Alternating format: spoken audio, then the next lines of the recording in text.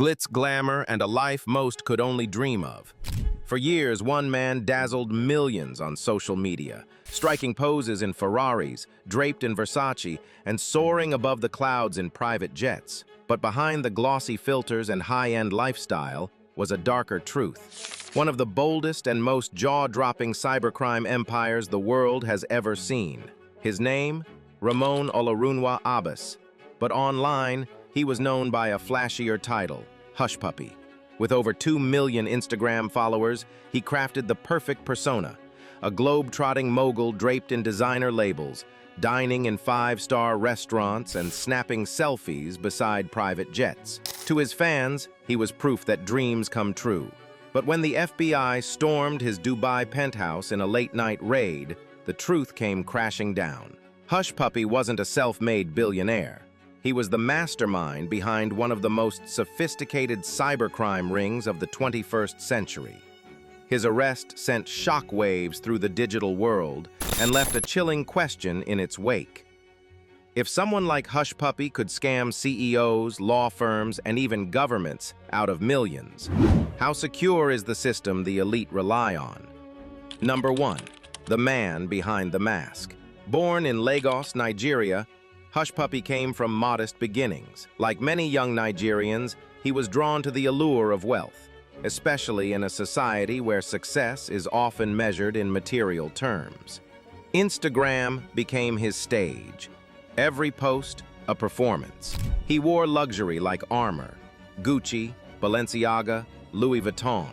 To many, he was a role model, but to law enforcement, he was a walking red flag. Number 2, the art of the scam. At the heart of Hushpuppi's empire was the business email compromise, or BEC. Here's how it works. Hackers gain access to business emails, monitor conversations, and then impersonate executives to redirect large financial transfers. It sounds simple, almost absurd, but it works. In fact, between 2016 and 2020, BEC scams cost companies over $26 billion globally. And Hushpuppi wasn't alone. He was part of a global network. FBI agent at 10. He wasn't just targeting ordinary people. He was going after the rich, the careless, the greedy. And he was winning. Number 3, Instagram. The perfect camouflage. While most criminals hide, Hushpuppi flaunted. And that's what made him so dangerous. He made fraud look fashionable, a man stealing millions and getting likes for it. Hushpuppi understood a core truth of the internet. Perception is reality. If people believe you're successful, they stop asking how you became that way. The more he posted, the more famous he became. Numero 4. The downfall. In June 2020, the illusion shattered. In a coordinated raid dubbed Operation Fox Hunt 2, Dubai police and the FBI stormed Hushpuppi's apartment. They seized $40 million in cash, 13 luxury cars, and evidence of over 2 million victims. Hushpuppi was extradited to the United States, where he pleaded guilty to money laundering and fraud. In 2022, he was sentenced to over 11 years in federal prison. Number 5. A warning or a blueprint? But here's the twist. Despite his capture, Hushpuppi left behind a legacy, one that was both cautionary and aspirational. Some saw him as a villain. Others saw a genius who exposed just how vulnerable the rich and powerful truly are. He showed that you can scam the elite if you're smart enough, that the system isn't built for honesty, it's built for spectacle. Hushpuppi didn't just scam people. He showed the world a truth many prefer to ignore. The digital world is filled with holes, and if someone looks rich, we stop asking questions. Number 6. Lessons unlearned. In the years since his arrest, cybercrime hasn't slowed down. In fact, it's evolved, becoming more sophisticated, more brazen. The world has more Hushpuppis now, only quieter. Did Hushpuppi expose how easy it is to scam the rich, or did he just reflect a system already built on illusion, greed, and untraceable money? In the end, the real question isn't about Hushpuppi, it's about us. What makes us trust the image of wealth more than the source of it? Cybercrime losses globally exceeded $10 trillion by 2025. Most victims? Businesses and the wealthy. Number 7. The psychology of the scammer. What makes someone like Hushpuppi dangerous isn't just the fraud, it's the charisma. People wanted to believe in him. They wanted to like him. Scammers don't just exploit systems, they exploit people.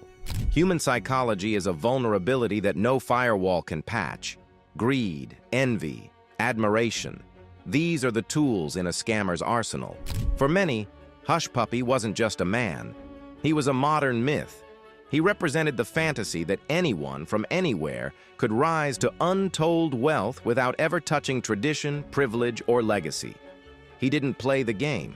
He hacked it. Number 8, the system that enabled him. But here's the truth. Hushpuppi could never have thrived without the cooperation, intentional or not, of powerful institutions. Luxury brands, international banks, real estate developers, even Instagram itself, all played a role.